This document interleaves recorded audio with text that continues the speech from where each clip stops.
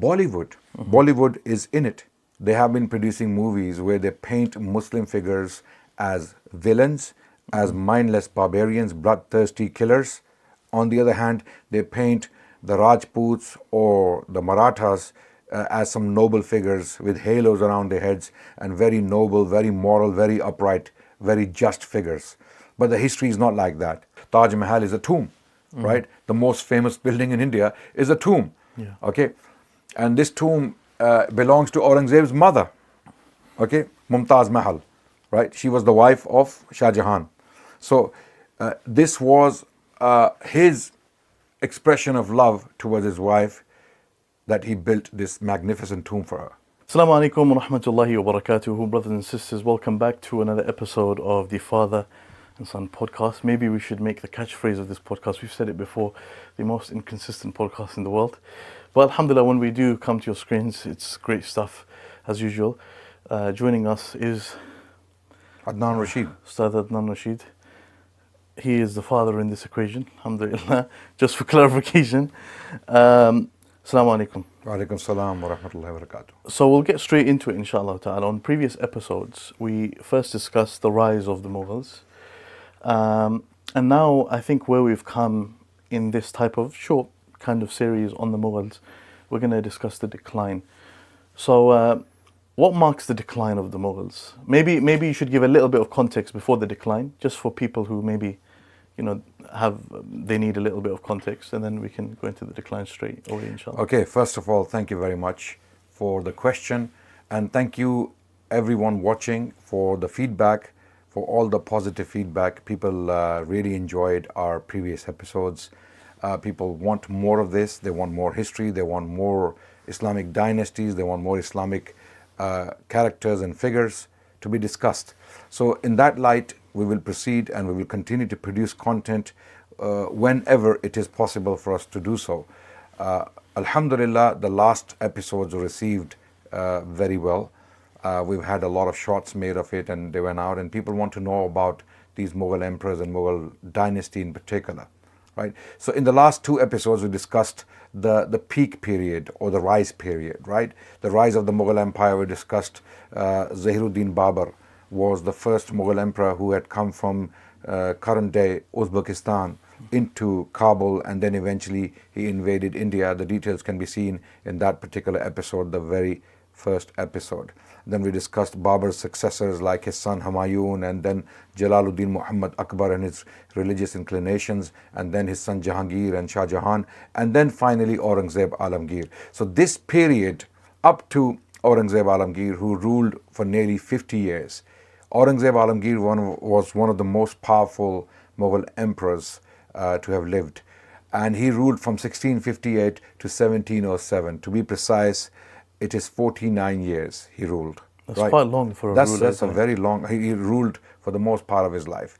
He was 89 or 90 years old when he died. Okay, and this is the peak of the Mughal Empire. Aurangzeb took nearly 95% of Indian territory, which no Mughal emperor had ever taken before him.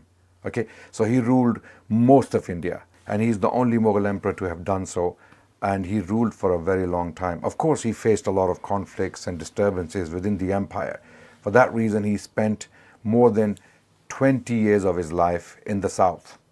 He never came back to the north. This is how busy he was fighting wars against some of the southern dynasties, in particular the Golconda and Bijapur, two dynasties.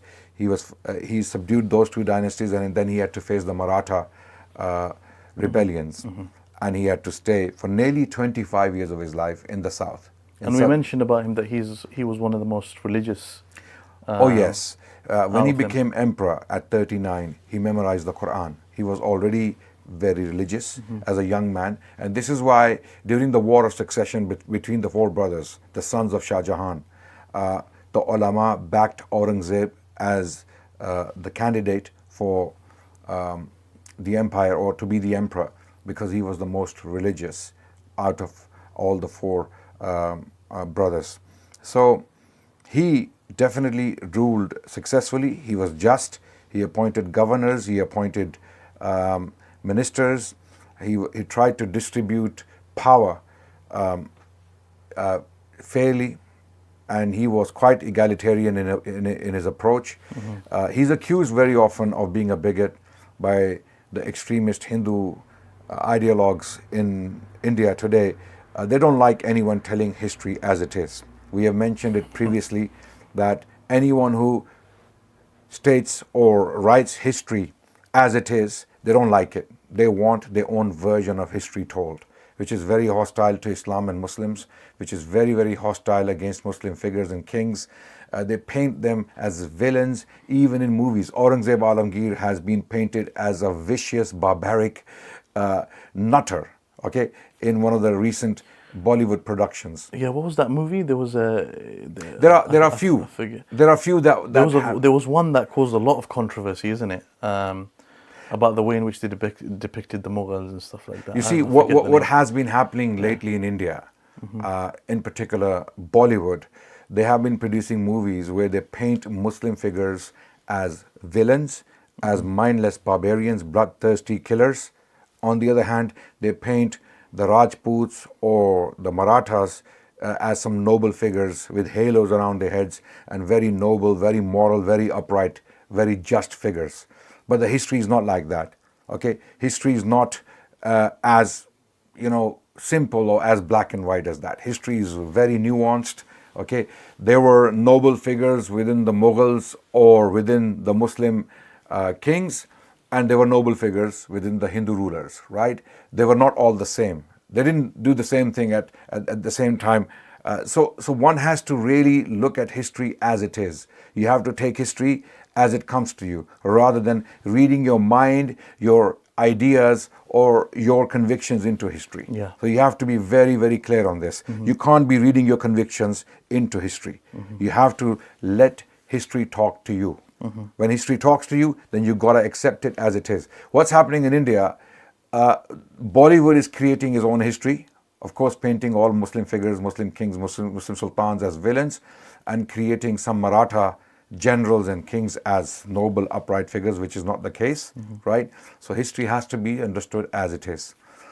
So there are many examples, movies that have been produced on the Mughals in particular, like Bajirao Mastani, for example. This movie was produced where one of the Maratha generals, Bajirao, was painted as a noble, very upright figure, very nationalistic, very much the son of the land.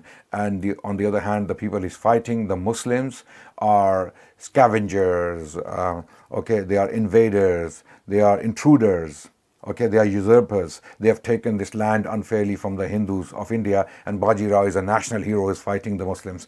That's not the case, because they had Muslims in their armies, and the other side had Hindus as their generals. So it wasn't a religious war. It was a conflict between regional powers for territory. They just all wanted territory, right? So there are other productions. There was one recently produced on Sambhaji, who was one of the sons of Shivaji. Shivaji's son Sambhaji. There's a video, there's a movie that was produced on him. And Aurangzeb Alamgir, the Mughal emperor, is made to look like some absolutely mindless, bloodthirsty barbarian, which is not the case. History is not like that. And the problem, I think the problem with that is that for perhaps the vast majority of people, they're not well read on history. So their perception is going to come from these movies. 100%. Right? Their perception so people who have never picked up a book on Aurangzeb Alamgir and they go to the cinema and watch this movie, they're gonna walk out completely horrified, completely blown away. And in some ways, it's probably going to feed the stereotype of Muslims. The current media is 100%. Is The BJP government currently ruling India is an anti-Islam, anti-Muslim entity. There is no doubt about that. The media is with them.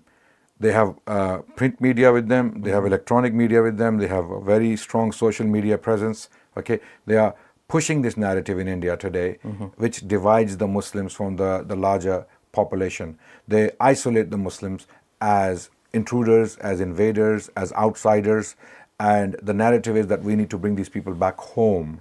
What they mean by that is we need to convert them back to Hinduism by force. So that's why you see videos coming out very often where people are being forced to say Hindu slogans like Jai Jai Shri Ram, say Jai Jai Shri Ram, or you get killed, you get lynched, and there have been lynchings. And then there are Gau Rakshak gangs, right?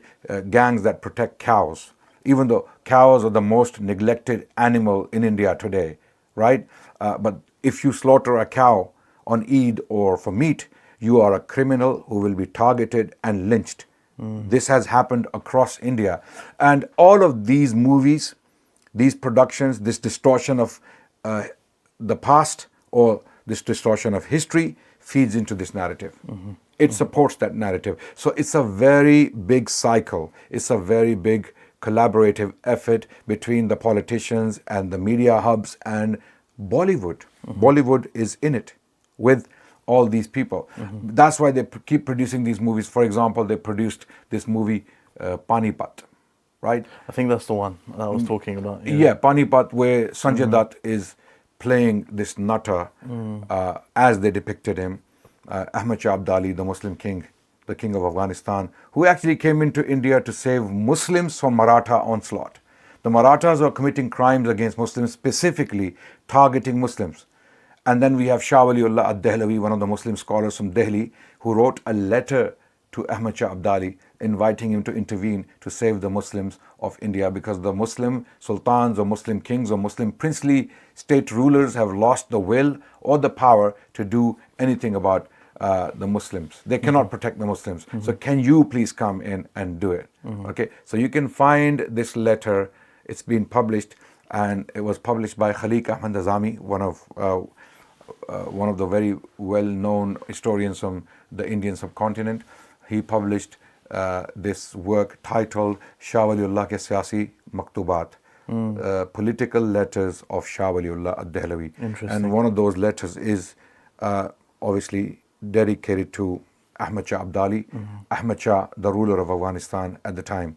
And this battle took place in 1761, as we all know. And this movie, Panipat, depicts the battle and history around the battle. And it's completely distorted. It's not even historic in nature. It's mostly fiction. And a lot of the details in the movie that you see are not even historic. It's a fictional story. And again, Marathas are made to look like noble, virtuous epitomes of,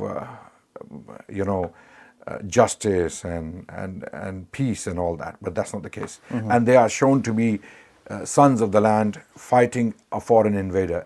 Again, it wasn't as simple as that, because there were local rulers who were fighting against the Marathas, because the Marathas were intruders.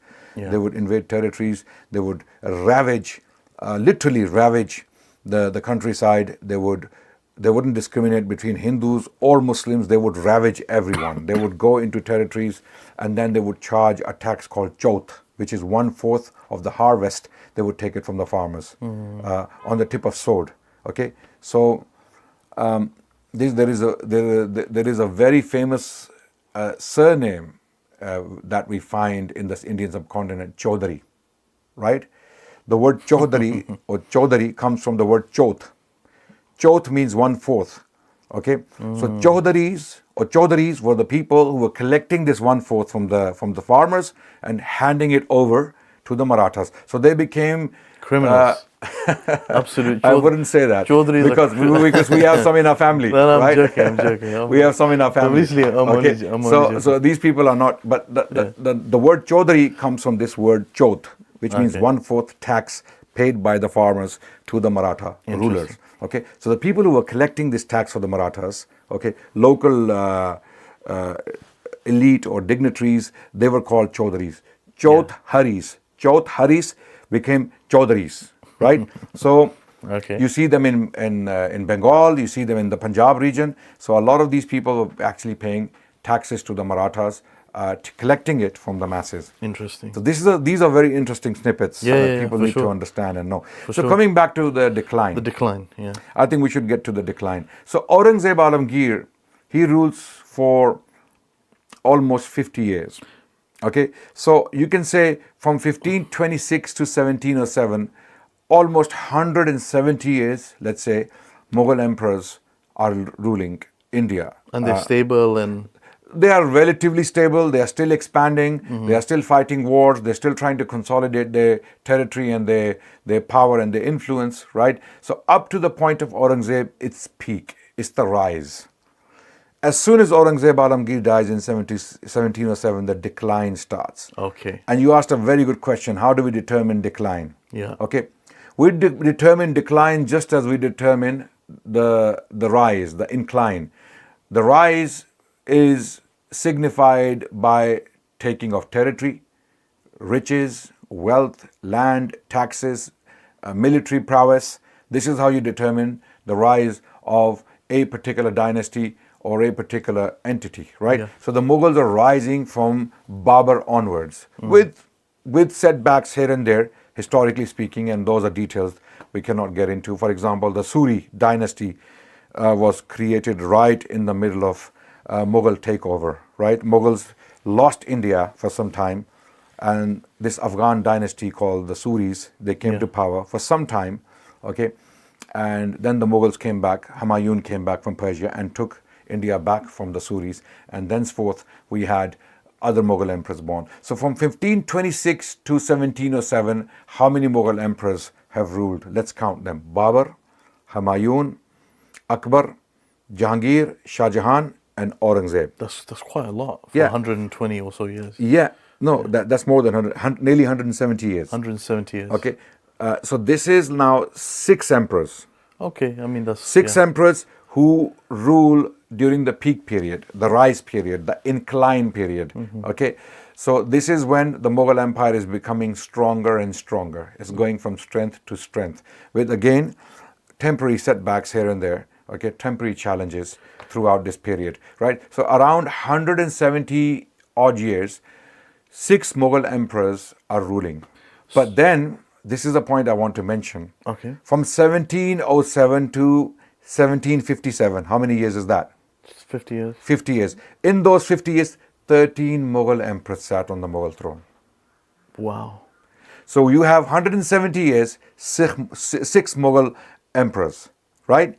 But then for the next 50 years, from 1707 to 1757, for these 50 years, 13 Mughal emperors sit on the Mughal throne. Why is Because of the chaos and Were they upheavals.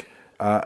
No, there were civil wars, there was infighting, there were foreign invasions, there were local rebellions, the rise of the British Empire, the rise of the British East India Company. All of these factors contributed to the eventual decline of the Mughal Empire. I mean, and it took another 150 years after the death of Aurangzeb yeah.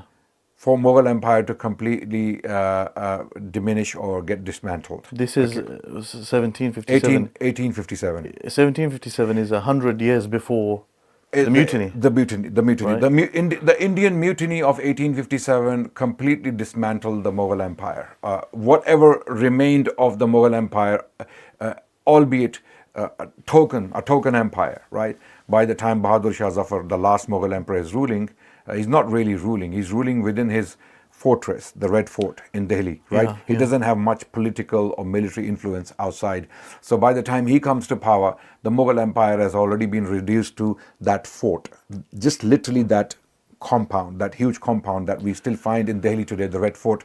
But let's say, even for symbolic reasons, the Mughal Empire lasted until 1857. So then there's a question that comes up in my mind, which is 1857, which, I mean, in the history of the British Empire, the Indian Mutiny of 1857 is the most detrimental, most severe rebellion in all of British history, right, for the history of the British Empire.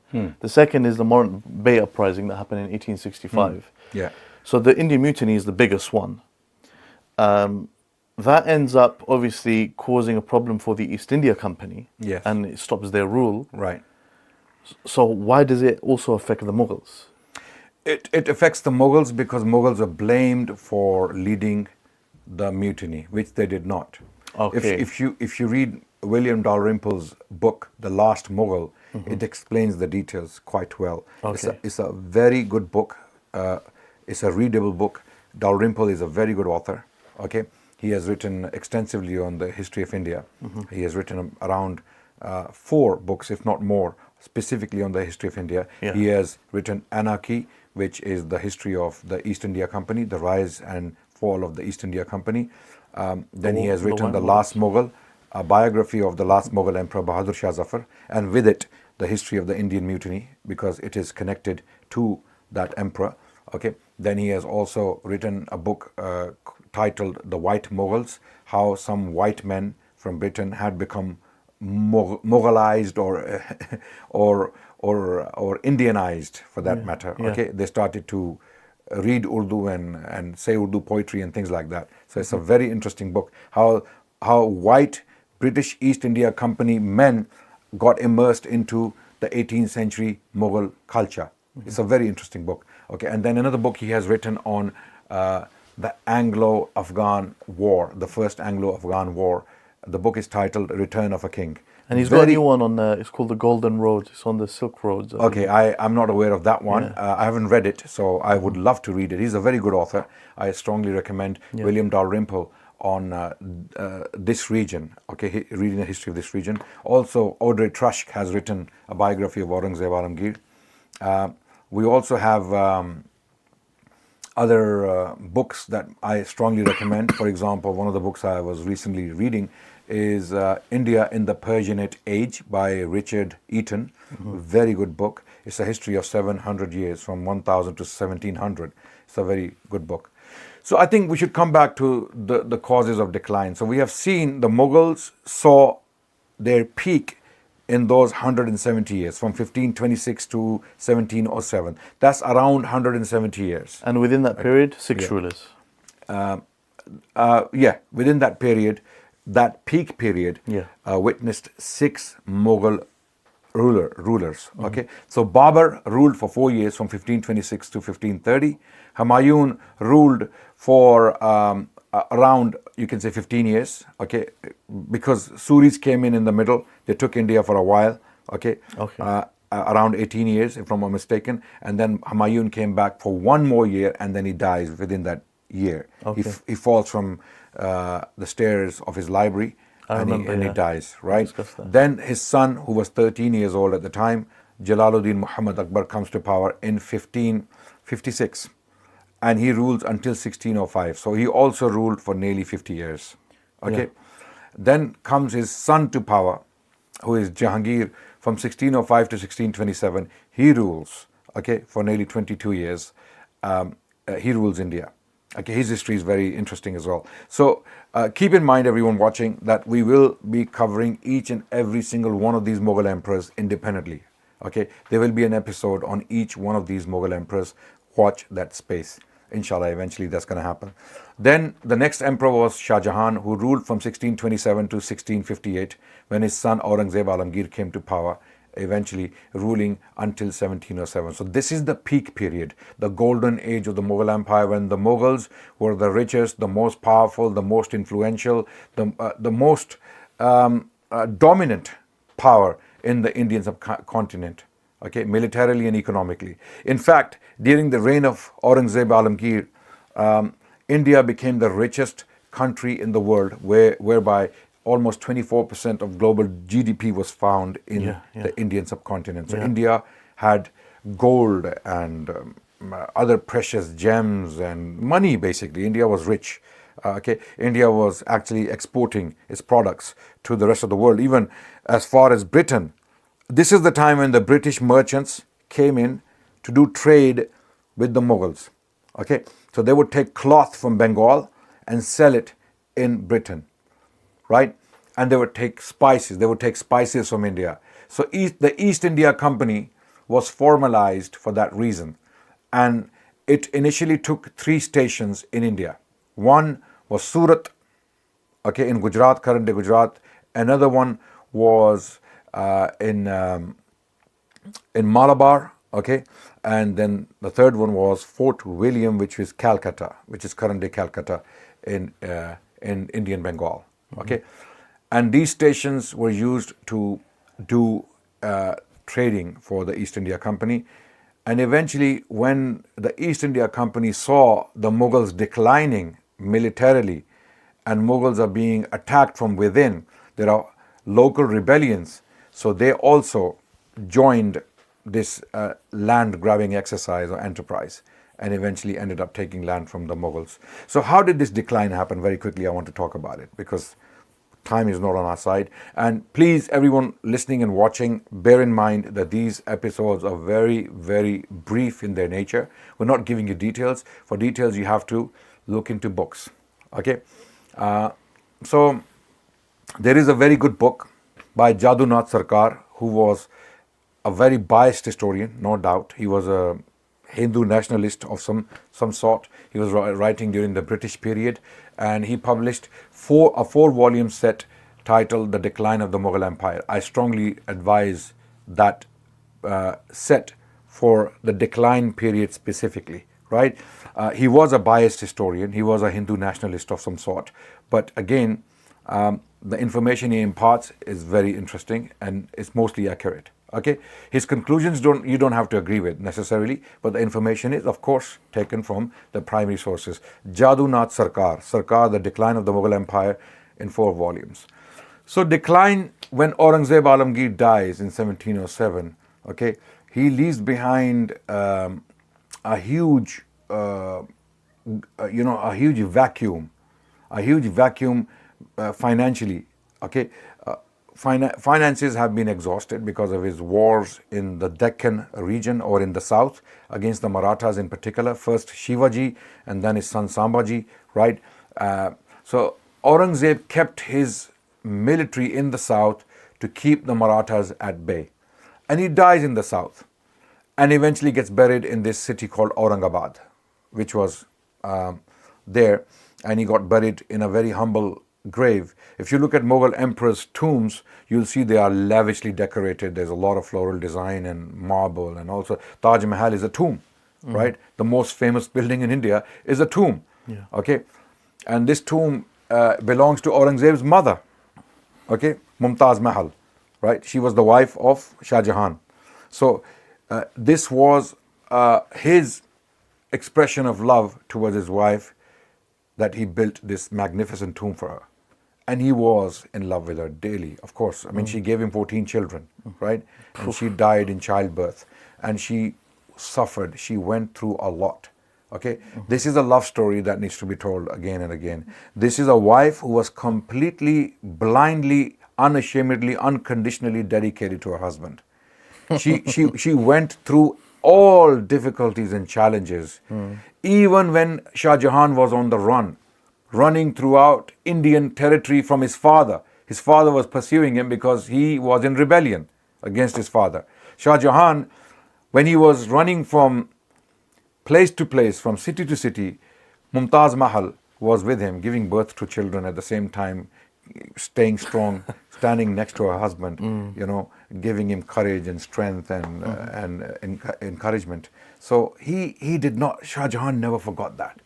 He remembered her for all those challenges and difficulties she faced with him, right? So when she died, he was completely devastated. He didn't speak for days, right? And he wanted to build this tomb, a dedication of his love towards his wife. Rightly or wrongly, we're not discussing that, okay? We don't believe in these tombs. As Muslims, we don't encourage these tomb buildings. They are not allowed in Islam, okay? But he did it out of his love for his wife, and that was the culture in India at the time, okay? And he was almost a Sufi Muslim, right? And even when he was under palace arrest for 7 years, his chamber was overlooking the Taj Mahal. He just wanted to look at it every day, even when he was dying, right? So he was deeply in love with his wife, Mumtaz Mahal, okay? So Aurangzeb Alamgir, when he died in 1707, fast forward, okay, his son Bahadur Shah comes to power, who rules for nearly 5 years. From 1707, he rules until 1724. Okay? No, sorry, not 1724. 17... 13? 1713. Okay? For 5 years. No, 1712 actually. 12, sorry. 1712. So he rules, Bahadur Shah rules until 1712. Yeah. After Bahadur Shah dies, okay, who was already old when he came to power. You see, Aurangzeb died when he was 90. His sons were already beyond 60 or they were in their 70s, right, already, when they became emperors. So they didn't have much chance to rule for long. So Bahadur Shah, who succeeded his father Aurangzeb, died within 5 years. So he dies in 1712. In 1712, then another civil war kicks off, and one of the emperors called Jahandar Shah comes to power, who also is removed within a year. He's removed from power, and then follows a long struggle of power between Mughal princes and kings to stay in power. Okay, then comes Farrukh Siyar to power. Okay, Farrukh Siyar rules for around 7 years. Okay, and then he's imprisoned. He's put in prison. Then eventually comes to power, okay, Muhammad Shah. Now, after Farrukh Siyar is removed from power, okay, who was a Mughal prince who had come to power to rule the Mughal Empire, he was in struggle with these kingmakers called the Sayyid brothers, right? And he was struggling with that. So they are the ones who put him in power. Sayyid brothers of Baraha. There's a place called Baraha in northern India. So these two brothers, very powerful figures within the Mughal Empire, they became kingmakers. And historians claim that they caused more damage to the Mughal Empire than the Mughal princes themselves, because they were trying to use puppets and pawns whenever it suited them. So they planted Farrukh Siyar to the throne, and when Farrukh Siyar was trying to free himself, they imprisoned him, and then they put other puppet emperors on the throne, people like Muhammad Ibrahim, for example, or Rafiud Darajad, okay, or Shah Jahan the second, okay. So within 1 year, these 3 to 4, 5 emperors, basically there were 5 emperors on the throne within 1 year. Farrukh Siyar is removed. In the same year, we get Muhammad Ibrahim, we get Rafiud Darajad, and we get Shah Jahan the second, also known as Rafiud Dawla, right? And then Muhammad Shah. These 5 emperors sit on the Mughal throne in the same year. And in Hijri, the year is 1131. 1131 Hijri, and the Gregorian calendar year is 17, subhanallah, 17, I forgot when the Mughal Emperor Muhammad Shah came to power. Can you check, inshallah, Muhammad Shah, when he came to power? I'm checking now. Yeah. Muhammad Shah, the Mughal Emperor. 1748. 1719? 1719, there you go, that's the year, 1719. So he ruled from 1719 to 1748 for 30 years. Yeah. Almost 29 years, according to the Gregorian calendar. Yeah. Okay. So Muhammad Shah comes to power, who rules for nearly 30 years, who brings some stability to the Mughal throne or to the Mughal Empire. Okay. So you can now imagine, after Aurangzeb, hardly any emperor is getting time to rule for long, right? His son dies within 5 years, okay? And then comes Jahandar Shah, who dies within a year, or who's removed from power. Then comes Farrukh Siyar. Farrukh Siyar is in struggle with the Sayyid brothers. They put him in prison, okay? He's gone. And then another 5 emperors or another 4 emperors come to power. Then Muhammad Shah brings some stability from 1719 to 1748. He's ruling. But then disasters strike when he's ruling. Okay, what are these disasters? First of all, when he's ruling, a great catastrophe takes place, and that is the Persian invasion of Mughal India. Nadir Shah, who had recently become the ruler of current day Persia or current day Iran, right? He was an adventurer who rose through the ranks of military and eventually became the ruler of Persia and started a dynasty called the Afsharid dynasty. He knew about the wealth and the riches of India, and he wanted to get his hands on it. So he invades India. In 1739, he crosses river subhanallah, Indus River. Indus River. He crosses the Indus River and he comes into Indian territory, and he eventually takes Delhi. He defeats the Mughal army and he takes Delhi.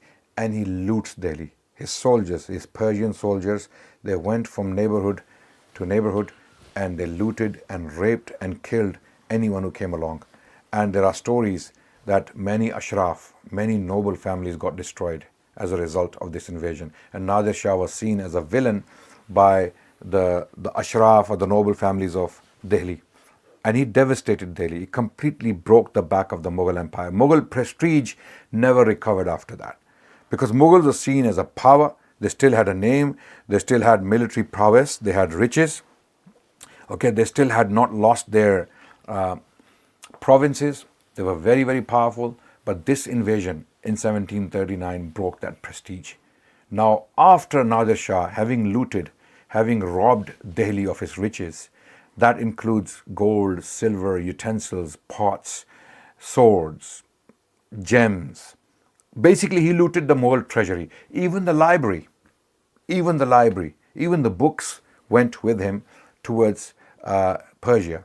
Okay, first through Afghanistan and then into Persia. Okay, so some of those books that were taken by Nadir Shah's forces, I potentially possess them in my library.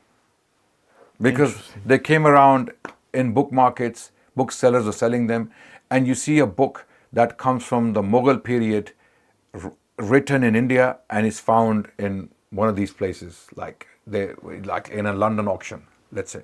Interesting. Right? I bought a history of the Muslim dynasties written by an author called Muhammad Qasim Farishta. I bought a manuscript of it, written in Lahore, authored, transcribed in Lahore, during the reign of Muhammad Shah, in a London auction. Okay, it was worm riddled. It was completely eaten up by worm. I had to spend money on it to do conservation and preservation. And alhamdulillah, now it's in a very good position and state, right? Perhaps, hopefully, we can put up a picture of it as well, if we can. Now, time is not on our side, and this episode is getting very, very long. So I'm gonna cut it short. Perhaps we can do another episode on the decline, inshallah. Okay, I think we should stop here, and we should go to the next episode where we discuss the eventual decline of the Mughal Empire, and then what constituted this decline, practically speaking. So we'll stop here right now. We want to stop this episode right now. Sorry, guys. Okay, things happen. No problem. Spontaneously in this in these podcasts, father and son podcasts, the most inconsistent, the most spontaneous podcast in the world. So inshallah, see you in the next episode of the decline of the Mughal Empire. So part 2 of the decline. Assalamu alaikum.